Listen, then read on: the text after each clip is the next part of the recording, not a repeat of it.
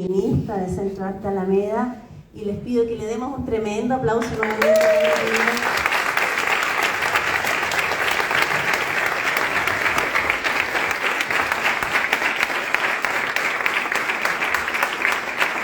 Es un orgullo para nosotras poder presentar esta película en preestreno, como se explicaba antes. Recuerden que es en estreno Miradoc, del circuito Miradoc, el 16 de mayo, justamente el mes de la madre, porque esta película genera debate sobre las maternidades entre rejas, ¿no? Al interior de la cárcel. Tana, desde que ganaste el premio a la mejor película en la Semana de la Crítica del Festival de Venecia el año pasado, ha sido realmente un circuito y una locura de exhibiciones en más de una veintena de países. Te has ganado más de 26 premios y aún todavía no se estrena en salas chilenas. Bueno, comenzaste en Chile en el Festival de Cine de Valdivia. Y yo te quería preguntar en primer término, para instalar el debate sobre la privación de libertad, las particularidades, el impacto diferenciado de una mujer que es privada de libertad versus un hombre en relación a la familia y particularmente a los hijos. ¿Cuál es tu reflexión a propósito del trabajo que te demoró 5 años en hacer, verdad? Gracias por quedarse. Creo que es importante que podamos como reflexionar colectivamente de este tema o de estos temas que involucran la maternidad en la cárcel, pero además de eso como otras dimensiones de lo que implica estar privada de libertad o privado de libertad. Pero gracias también por la pregunta. Obviamente sabemos que hay una brecha de género gigantesca en todas las áreas de nuestras vidas, de lo que implica ser padre o madre, mujer o hombre, o bueno, no sé, persona no binaria o trans, bueno. Pero en el caso de las mujeres que son madres y que están privadas de libertad, se le hizo una triple condena, que de hecho la aprendí aquí de Catalina, que está por ahí, que la vi, y de todas las organizaciones que estuvieron como trabajando al inicio durante el proceso de investigación de la película, que en el fondo las mujeres privadas de libertad sufren 3 tipos de condenas, se pueden decir muchas más, ¿no? Pero esto es lo que comúnmente se dice: la condena penitenciaria, que es la del tiempo que una persona pasa en la cárcel y que es condenada. Por otro lado, la condena social, porque una madre no tiene espacio para poder delinquir, ¿no? No hay posibilidades de poder delinquir porque son tremendamente juzgadas por esas acciones dentro de los tribunales de familia, por ejemplo, y obviamente les dan condenas más largas por ese juicio, ese prejuicio. Y además de eso, la condena personal, ¿no? De sufrir como inmensamente por estar lejos y no poder estar maternando como a ellos les gustaría, ¿no? Eso puedo decir un poco, pero en realidad hay muchas diferencias. Sí, recordemos, como se decía en la película, que las madres privadas de libertad solo pueden permanecer con sus hijos e hijas hasta los 2 años. Un periodo clave justamente en el apego, y se tienen que separar de sus niños y niñas. Es realmente abrumador. Tana, quería llevarte al tema del autorregistro, ¿no?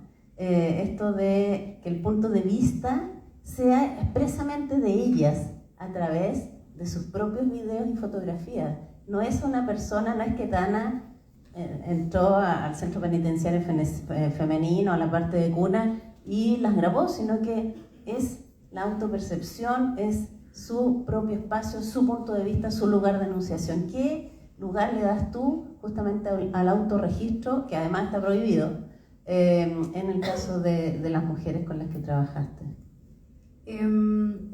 Al inicio, cuando partimos en el 2017, nos habíamos dado cuenta que en realidad la película parte por una imagen, ¿no? Porque yo me encuentro personalmente con una imagen que pienso que puede transformarse en una película, que es una imagen de una mujer privada de libertad con su hijo encarcelado, ¿no?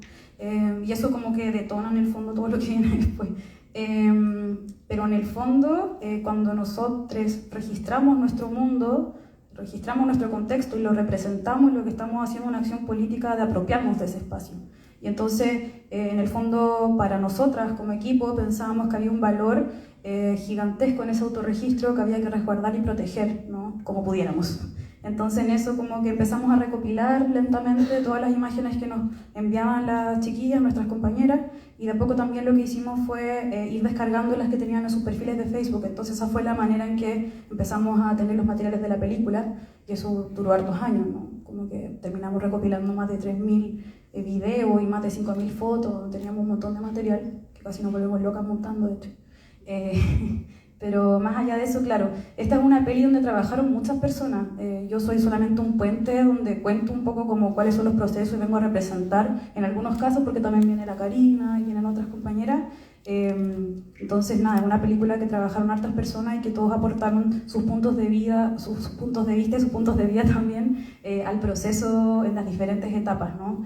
Por ejemplo, Karina Sánchez, que es la que interpreta la mayor cantidad de tiempo la voz en la película, estuvo privada de libertad 7 años, también maternó dentro de la cárcel, pero ella cuenta la historia, en el fondo, que también nosotras recopilamos a través de distintas conversaciones con más de 20 mujeres, donde fuimos como ordenando un poco la información de su experiencia, y junto con Karina y con otras compañeras más, hicimos el guión de la película, que es este texto que ustedes van escuchando, este testimonio. Y en el fondo vamos recopilando como, en realidad, como estableciendo cada momento dentro del periodo de condena, cuáles eran los puntos que más se repetían, ¿no? Y en el fondo, cuando Karina cuenta esta historia, lo que está haciendo es contar su propia historia, pero al mismo tiempo es un ejercicio colectivo de estar contando la historia de su amiga, de su mamá canera, de su expareja, ¿no? Entonces hay un ejercicio ahí que es bien como bonito y que ha permitido también que muchas cabras que vienen a ver la película vayan reconociendo sus propias historias ahí, ¿no? Eso puedo decir, puedo hablar media hora más si quieren, pero... Sí, a propósito de este trabajo en equipo y como tú señalas el caso de Karina Sánchez, cómo ella se va involucrando además en la escritura del guión, así como en el caso de Ana se va preocupando de la producción de los archivos. O sea, finalmente es un grupo de trabajo de estos 5 años en que las propias mujeres privadas de libertad con las que ustedes comenzaron talleres de trabajo en el Centro Penitenciario Femenino forman parte de este trabajo. Cuéntanos un poquito en el caso de Ana, cómo fue el tema del archivo de las imágenes, el tema de la propiedad de esas imágenes y de la cercanía o no con esas mujeres que aparecen. Bueno, Ana Cabrera la conocimos en el 2021, cuando ya teníamos financiamiento para el proyecto, porque nos demoramos harto años tener el fondo, en fin, y producir realmente la película, empezar a editarla en el fondo y tener los recursos para pagar al equipo y todo. Y a Ana la conocimos en realidad porque ella había estado hartos años privada de libertad, conocía a mucha gente, y en realidad hay muchos relatos de la película que son de ella. Y bueno, nada, como que nos hicimos amigas con la Ana, y lo que pasó es que, como conocía a tanta gente, había estado en varias cárceles, la integramos al equipo como productora de archivo para que ella pudiera estar a cargo de toda la gestión como de búsqueda de autorizaciones que faltaban, pero también como para entender que en el fondo cuando trabajamos en el cine documental no solamente estamos como creando y representando a las personas reales, sino que además estamos teniendo un vínculo afectivo que implica de repente mucha verticalidad, ¿no? Como que se ha creído históricamente que el cine documental tiene que ser de tales formas, y lo que pensamos como Alquerías era como, bueno, hay que horizontalizar un poco la relación con los personajes y empezar a tratar de que se integren dentro de la creación de la película, ¿no? Y cómo integrar eso y de qué manera hacerlo, porque igual es complejo. Y bueno, eso fue la forma que inventamos en ese momento y creo que ha funcionado todo. Habían algunas mujeres que habían estado privadas de libertad, que ya eran inubicables, algunas que habían terminado en situación de calle, otras que pudieron insertarse. ¿Cómo fue el proceso de Ana de poder contactarlas? Fue súper complejo porque había muchas que nosotras ya habíamos tenido vínculo durante mucho tiempo, que ya estaban en libertad, porque la mayoría de las personas que trabajaron, o sea, que participaron en la película, que trabajamos con sus videos y fotografías, ya se encuentran en libertad, digamos.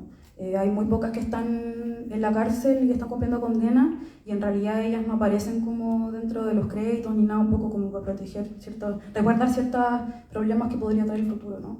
Menos mal, porque también 2 meses después de que se estrenó la película se aprobó esta ley que penaliza los celulares dentro de la cárcel, entonces que aumenta la condena a las personas que usan celulares dentro de la cárcel. Pero bueno, podemos hablar de eso después. Pero en el fondo fue muy difícil porque tuvimos contacto con ellas, no sé, 2 años atrás, 3 años atrás, luego volvimos a contactarlas y no las encontrábamos, entonces todo ese trabajo lo hizo Ana junto con nosotras, digamos, para poder dar con ella, y bueno, dimos con todas, básicamente. Sí, con todas. Y ustedes, antes de irse a Venecia, pudieron mostrar la película justamente en esta sala, ¿no? ¿Cómo fue la recepción de las familiares que pudieron ver a sus seres queridos privados de libertad y conocer la cotidianidad detrás de las rejas? Debe haber sido bien emocionante esa función. Fue muy importante porque definió también la manera en que nos íbamos a aproximar a los conversatorios, pero también a la distribución de la película, ¿no? Como ellas fueron parte del proceso, lo que hicimos fue ir mostrándoles pedacitos y cosas así, pero ya hicimos como una función justo acá, un día antes de viajar a Venecia para el estreno, junto con algunas mujeres que participaron y además con sus familiares.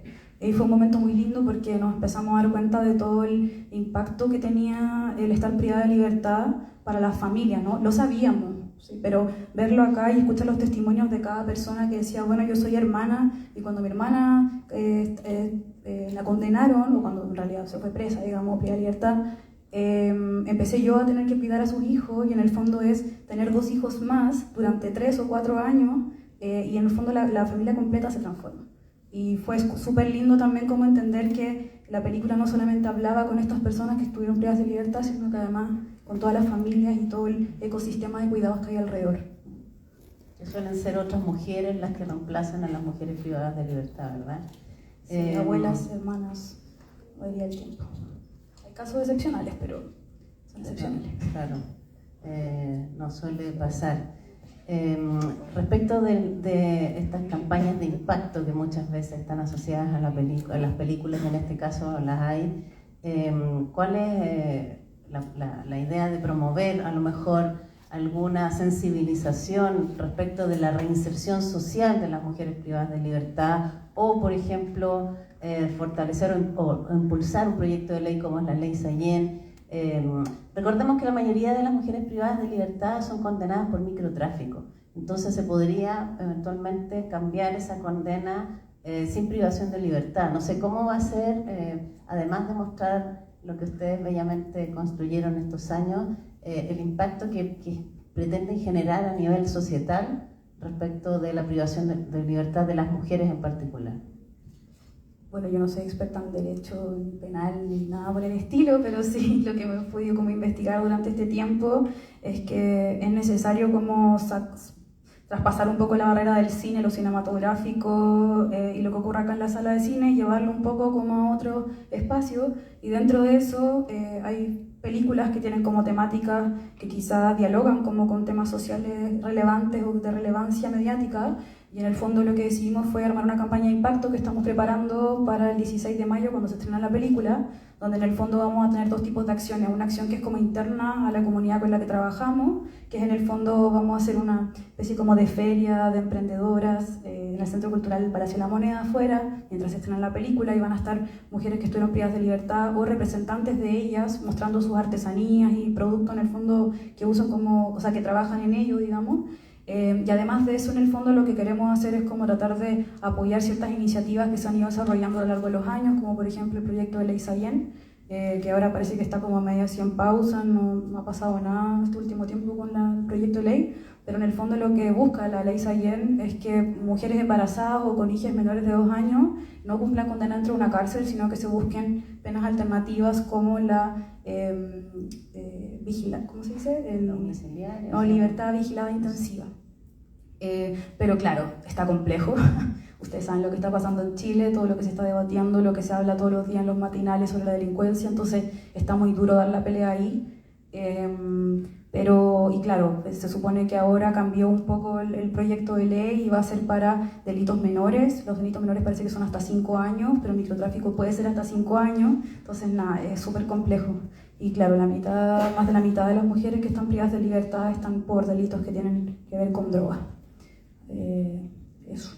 Antes de pasarle la palabra al público para que nos cuenten cómo han percibido esta película, me gustaría que te refirieras un poquito a esto de las imágenes, porque son imágenes que podrían haber sido requisadas, ¿no? Imágenes prohibidas, entre comillas, sin embargo ustedes deciden imprimirlas para darle una materialidad, una existencia concreta.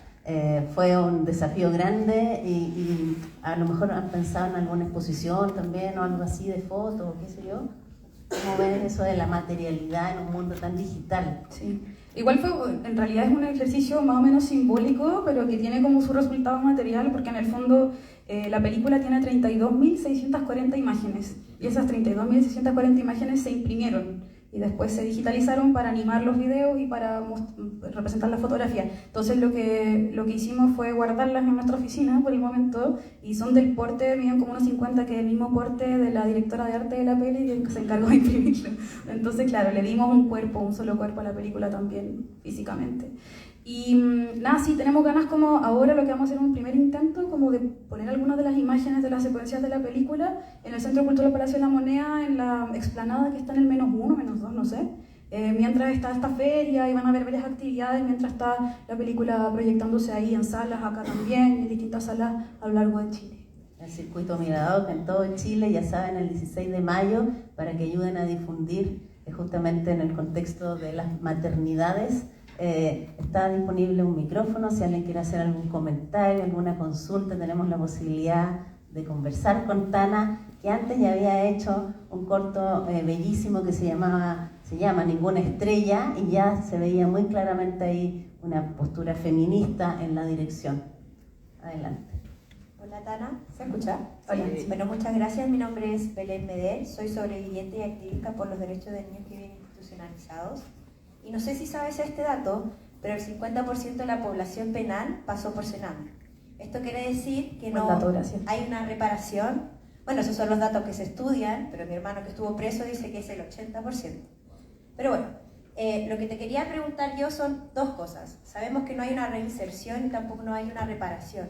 Entonces mi pregunta es, ¿qué te motivó a hacer esta película sobre las mujeres que crían privadas de libertad? Y lo segundo, ¿de qué forma te gustaría impactar en el público? Ay, qué difícil la segunda pregunta. La primera pregunta tiene que ver con básicamente mi historia personal, porque una de las mujeres que me crió tuvo a su nieto en la cárcel, entonces yo viví esa experiencia de cerca con ella. Y bueno, también tuve una relación con la cárcel por mi padre, en fin, como varias cosas que me llevaron a la película.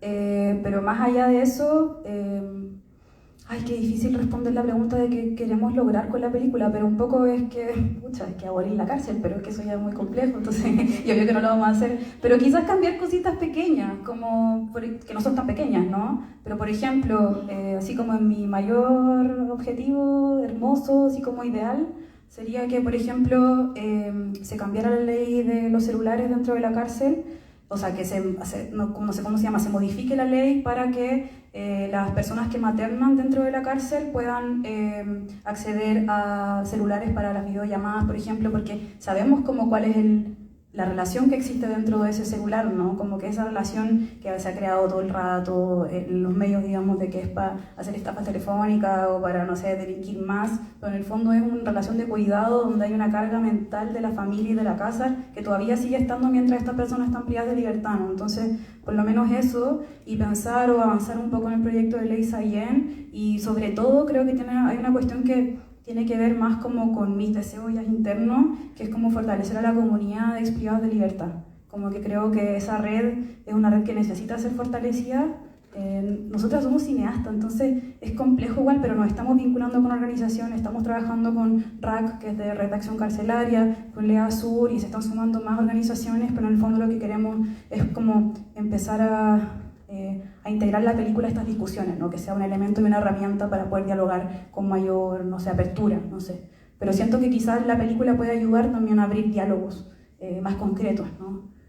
Porque no hay cómo justificar en el fondo, viendo después de ver la película, el problema es que vayan a ver la película, pues si sabemos cómo es el cine chileno y no sé, pues, la cantidad de espectadores que tenemos, en fin. Pero piensa que ya en este preestreno tenemos una sala llena y que nos van a ayudar a difundir seguramente esta película entre sus amigos y amigas. ¿Alguien más quiere hacer algún comentario, alguna consulta sobre la producción de la película? Creo que es necesario recordar que las personas privadas de libertad tienen que ser privadas del derecho a movilizarse, pero no al resto de sus derechos. Y eso es muy importante que la comunidad y la sociedad chilena lo tengan claro. Tienen que cumplir con su condena y repararse ante la sociedad, pero el resto de sus derechos no debe ser conculcado. ¿Alguien más quiere hacer alguna consulta sobre las historias? ¿Cómo llegaron a lo mejor a que sea un solo relato? Que Karina represente a todos los demás. Tienen que haber experimentado distintas formas de narración hasta llegar a esto? ¿Cómo dieron con el tono finalmente? Nos demoramos un montón igual en dar el tono, pero porque queríamos que la película fuera colectiva y que se entendiera que era una manera colectiva de contar distintas historias, pero nos empezamos a dar cuenta con el proceso en que había un tema como de la empatía y de la narración, que era importante como de poder seguir fluidamente una narración para que realmente como que se pudiera comprender la historia colectiva de estas personas. Entonces lo que hicimos fue como, al final, después de hacer todas estas conversaciones que fueron un montón de material, dejamos un montón de material afuera, obvio, fue como tomar la decisión de que fuera solo una voz, y ahí, bueno, la Karina fue una de las primeras personas que yo conocí, era la vocalista del coro de la cárcel en San Joaquín, entonces ella un poco como que siempre representó o iba a representar la voz de la película, eso. Pero entiendo que al principio no daban con el tono hasta que costaba que leyera, salía no muy Sí. medio forzado. Sí. ¿Cómo lo hicieron? Una vez que escribimos el guión con la Karina, con la Paula y con la Javi, lo que hicimos fue empezar como a registrarlo, pero nos pasaba que, no sé, sonaba raro, como voz impostada. Entonces lo que empezamos a trabajar con la Karina fue después de un día que estábamos trabajando, estábamos grabando la voz y todo, y yo le digo, Cari, ¿sabéis que algo no está funcionando? Como que se siente que la voz es demasiado como formal. Y me dice, Tana, sé que yo pienso lo mismo. Ya, entonces cambiamos esta cuestión. Y ahí al Carlos, al sonidista, el que hizo el diseño sonoro, que hizo un trabajo increíble, que grabamos también la última versión de la voz con él, se le ocurrió y dijo, ¿por qué no le preguntáis a la Karina? Entonces creamos un método en que en realidad la Karina lo que está haciendo es respondiendo las preguntas como si fuera una entrevista, pero son todas las historias y las experiencias que recopilamos durante ese periodo de escritura. Por acá Bueno. tenemos... Qué bien.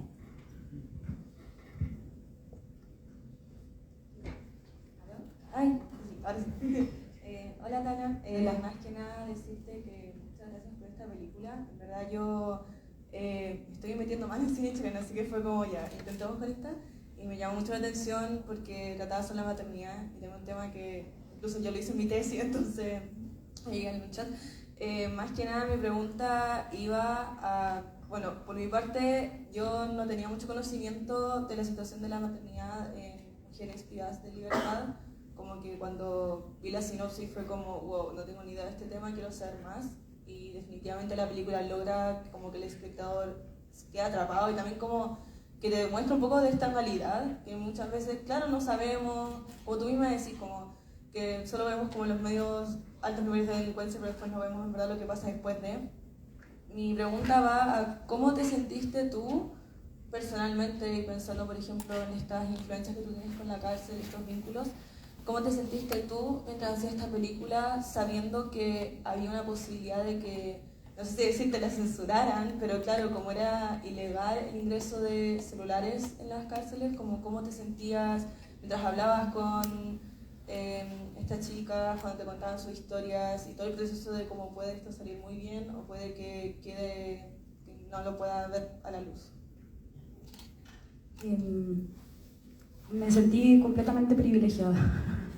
En realidad, cuando partimos la investigación, hay que tratar algo, digamos. Hay una distancia de clase importante dentro de las personas que están privadas de libertad hoy en Chile y mi experiencia personal, ¿no? Como, lamentablemente en Chile, en Latinoamérica se encarcela la pobreza y, como bien decía acá Belén, en el fondo el gran porcentaje de personas que están privadas de libertad tuvieron como distintos niveles de violencia institucional, en fin, desde que nacieron, ¿no? Entonces hay ciertas condenas que son ineludibles en Chile que tienen que ver con estar privada de libertad. Pero más allá de eso, en mi condición de blanca, de apellido Gilbert, de universitaria, en fin, de todo esto, me sentía con mucha rabia como de lo que pasaba, ¿no? Y también como que aproveché la oportunidad de haber estudiado cine y de trabajar en documental en el fondo para poder hacer esta película y pensar con qué herramientas, qué cuento, poder como dialogar con lo que ocurre, ¿no? Y que quizá hay espacios de la sociedad chilena que necesitan escuchar o necesitan que de repente ver esta película y algo les cambia, ¿no? Porque eso no cambia nada y siguen odiando, pero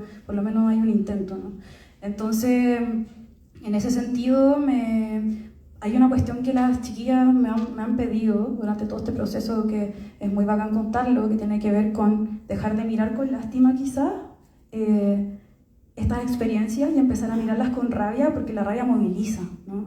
Entonces empezar como a pensar qué se puede hacer para que la gente se entere o para que haya quizás algunos pequeños cambios con respecto a lo que ocurre dentro de los ciclos de la maternidad, de las experiencias de la maternidad dentro de la cárcel o de las mismas personas privadas de libertad, ¿no? Pero eso, como eso te puedo responder. Había una pregunta por acá. Por allá parece, ¿no? Porque hay unos viendo algunos carteles también. Sí, ahora hay muchas No sé muy bien cómo plantear la pregunta, pero aquí Paco me va a ayudar. No, me pasa que me llamó mucho la atención una cosa que vimos como al principio del docu, que era este niño como llamando al caos, no sé cómo se decía, para que le abrieran la puerta. Lo encontré muy cruel. Y que también al final, ¿cuál es la perspectiva que tú decías de cómo mejorar esta situación, siendo que la situación ahora del país es de delincuencia, de miedos, de criminalizar, etcétera? Y cómo al final meter un poquito más de humanidad a la situación de estas mujeres. Onda para poder criar a sus hijos en una situación digna, para que un niño no tenga que nacer en la cárcel. No sé, como contraponiendo esta situación de restringamos todo mucho más porque estamos en una situación peligrosa y humanizar un poquito más la vida y el nacimiento de estos niños. Eso. ¿Sí? ¿Seguro? Gracias por la pregunta o comentario. Es complejo porque yo creo que el cine lo que hace es humanizar, pues. Entonces el ejercicio que hacemos todo el rato es empatizar quizás con los personajes principales o cómo se desarrolla la narrativa de la película, en fin. Pero me pasa también que los niños dentro de la película, para nosotras, es una especie de provocación, ¿no? Dialogar con ese mundo que en realidad no quiere ver lo que está ocurriendo, ¿no? Y como mostrárselo y decir, bueno, esto es lo que está pasando. Tuvimos muchos conflictos con decidir cómo incorporar a las niñas en la película. Y esto tiene que ver con que, claro, son niñas que después de los 18 años pueden decidir si aparecer o no en la película, tenemos todos los permisos de sus madres o sus cuidadores, pero en el fondo igual hay una cuestión como compleja que es exponerlos, pero creo que exponerlos es una provocación en sí mismo, ¿no? Y entonces lo que decidimos, porque bueno, probamos con inteligencia artificial un montón de cosas, así como ya bueno, cambiamos los rostros, pongamos otro, en fin, usemos el mismo material original, y después nos dimos cuenta que en realidad no podíamos hacer eso, porque el valor de la imagen y de esas fotografías que estaban ahí era la realidad, ¿no? Cómo habían sido registradas y de qué manera, ¿no? Entonces, cuando la Romina se sentara aquí a dar la película, necesita ver a su hijo, no una cara cambiada, ¿no? Entonces, nada, como que nos dimos muchas vueltas en ese proceso para decidir cómo integrar o no a las niñas en la película, pero lo que hicimos finalmente fue como tratar de trabajarlos como una forma de vincularnos con la maternidad biológica, más allá de que la película lo que hace es como darse un poco las vueltas como para hablar de otros tipos de maternar, ¿no? Eso, no sé si te contesté la pregunta realmente. ¿Te la contesté? Sí. Nos queda poquito tiempo y hay una última pregunta que parece que tiene que ver justamente con el caso de una mujer privada de libertad en defensa propia, digamos. Katy Hurtado. Buena. Hola, soy Hola. Macarena Senjo, soy parte de integrante de la Red Chilena contra la Violencia hacia las Mujeres. Hace algunos años venimos trabajando en una situación que hago nexo también con la película. Me tocó muy profundamente algunas cosas que decían con respecto a las maternidades, porque Katy está presa por defenderse de una agresión sexual y femicida en el 2018 cuando termina dando muerte a su agresor. También hemos visto en las noticias que el aumento de muertes a mujeres recién ahora en el 2024 van 8 mujeres ya asesinadas por violencia femicida. ¿Y qué se nos dice a las mujeres cuando nos defendemos? Se le priva de libertad a Katy por 20 años. O sea que las mujeres no podemos defendernos, no podemos matar a nuestros agresores. No estoy diciendo que todas las mujeres lo hagan, pero sí debiese ser alguna posible salida cuando ya no la hay, o incluso defender tu vida. Y haciendo el nexo más directamente con la película, bueno, la Katy en 2018 también fue abusada, violada dentro de la cárcel por gendarmes, y ella actualmente se encuentra en el sector de maternidad. Entonces, como algunas historias que estaban acá, ella por medida cautelar, porque a causa de que estos gendarmes la violan, está en el sector de maternidades. Entonces, como hay algunos relatos de las cosas que cuentan acá en la película, que también tienen mucho nexo con respecto a eso, cómo es la vida también dentro de la cárcel maternando, lo que significa eso, las palabras que aprenden a decir las niñas, los niños, las niñas. dentro de la cárcel. Eso me pareció muy conmovedor, y también dar las gracias a Tana por dar lindo registro a pesar de esta realidad carcelaria que hay en Chile. Eso, gracias. Bacán, muchas gracias. Bueno, ojalá que puedan seguir ahí las redes de Red Chilena contra la Violencia hacia las Mujeres y Libertad para el Atentado. Un tremendo trabajo que viene haciendo la red por muchos años, justamente en defensa de los derechos humanos de las mujeres. Esperemos que la realidad carcelaria chilena no siga con esta situación de exceso de gente encarcelada. En otros países no es así, digamos. La sobrepoblación, el hacinamiento, las condiciones infrahumanas que nadie merece, y particularmente las mujeres, mucho menos, y los niños, ¿no? Bueno, les agradecemos mucho por habernos acompañado. Perdón. Que tenemos una última. Pensé que estábamos sin tiempo. Bien cortito ya, porque viene una película después. En realidad, hola Ana. En realidad no es una pregunta, es un comentario. Personas que viven en poblaciones generalmente tienen cercanía con este tipo de realidades, pero yo encuentro que esta película rompe con un esquema de las películas chilenas que se han hecho. Está súper buena porque muestra desde una perspectiva muy personal lo que es una experiencia que se demoniza en el cine, en las noticias, y es algo súper importante porque tú lo enfocas en la maternidad, pero hablas de otro tipo de realidades. La cárcel, los sistemas penitenciarios generalmente privan de dignidad a las personas, y tu película muestra mucho eso, y ellas arman una cotidianidad, rompen con el sistema que las vulnera y las hacen eso está muy bueno. Te felicito a todo el equipo. Eso nada más. Bellísima reflexión para terminar entonces este preestreno de Malqueridas de Tana Gilbert en este marzo feminista de Centro Arte Alameda. Recuerden que en el circuito Mirador se estrena este tremendo documental, tremendamente premiado, el 16 de mayo, así que por favor apoyen en las redes sociales. Mirador, Invitan a su gente a ver la película cuando se estrene, Sí. sus amigas, familia, madres, abuelas, no sé. porque además el diálogo que se genera con el público es pero súper valioso, así que muchas gracias y ayúdennos entonces a difundir. Gracias.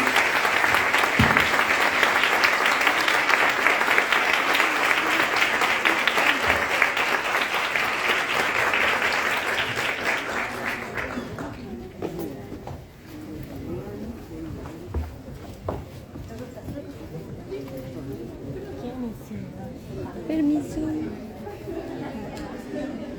Sacaste la foto, Gaya. Es que esto confirma si quiero finalizar. Sí, pero